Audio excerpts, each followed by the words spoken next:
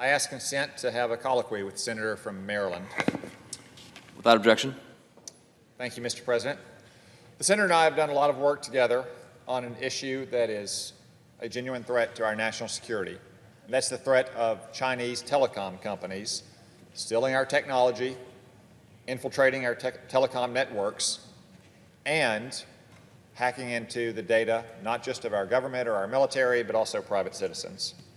Earlier this year, I asked the directors of all 4 major intelligence agencies, the CIA, the NSA, the FBI, and the DIA, if they would use products made by Huawei or ZTE. None of them raised their hand. I said, well, that may be unfair. You are the leader of an American intelligence agency. What about members of your family or your neighbors, your friends, church members? Not a single one of them recommended that they would use a Huawei or ZTE product. I hope all of you up in the gallery are not using a Huawei or a ZTE product. If you are, you might want to go out and buy a different one. And that's because these companies are dangerous to our national security and to your privacy. Huawei and ZTE are nothing more than extensions of the Chinese Communist Party. Huawei's CEO was an engineer for the People's Liberation Army. The company's livelihood consists largely of a steady stream of government contracts. And its greatest claim to fame is shamelessly stealing the secrets of American companies. That's why it's under investigation by the Department of Justice for that and for violating sanctions against Iran. And ZTE is no better.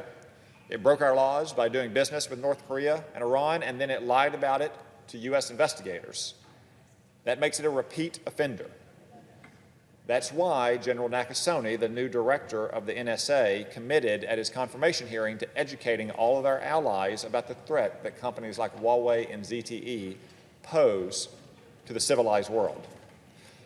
Given this history, I suggest it would be reckless to let Huawei and ZTE infiltrate their products into our country's critical communications infrastructure.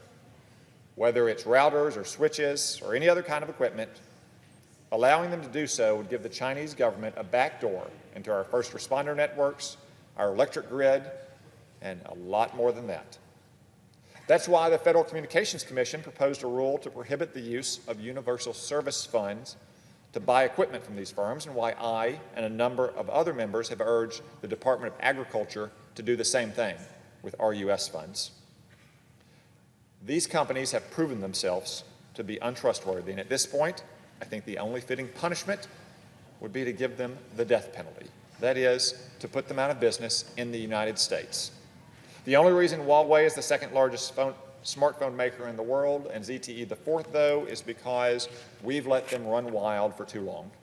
We've given them access to our markets, even as they've broken our laws and abused the rights of our citizens. But if we refuse to do business with them, things would change very quickly, believe me. Which is why Senator Van Hall and I introduced our amendment that was adopted earlier this week. It would prohibit all federal agencies from buying any kind of equipment or services from Huawei, ZTE, or any related companies. It would also prohibit any American company from receiving U.S. taxpayer dollars in the form of grants or loans should they use Huawei or ZTE products. And finally, our amendment would reinstate the original denial order for the purchase of American goods and service on ZTE to hold it accountable for breaking our laws. Now, I would say I don't see this amendment as contradictory or harmful to the administration's strategy when it comes to China and North Korea. If anything, I think it's complementary. This administration, after all, originally imposed the death penalty in the form of a denial order against ZTE. After Xi Jinping pleaded for life without parole, so to speak, the administration agreed to a very tough series of actions. This is the first real concrete action the United States has taken against Huawei and ZTE, but I and the senators in this chamber believe the death penalty is the appropriate penalty.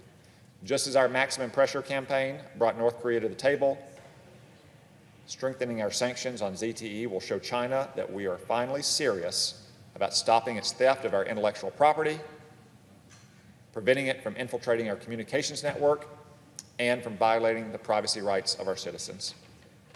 If we weaken sanctions against ZTE, we will signal to China and to the rest of the world that they can act contrary to our sanctions with impunity.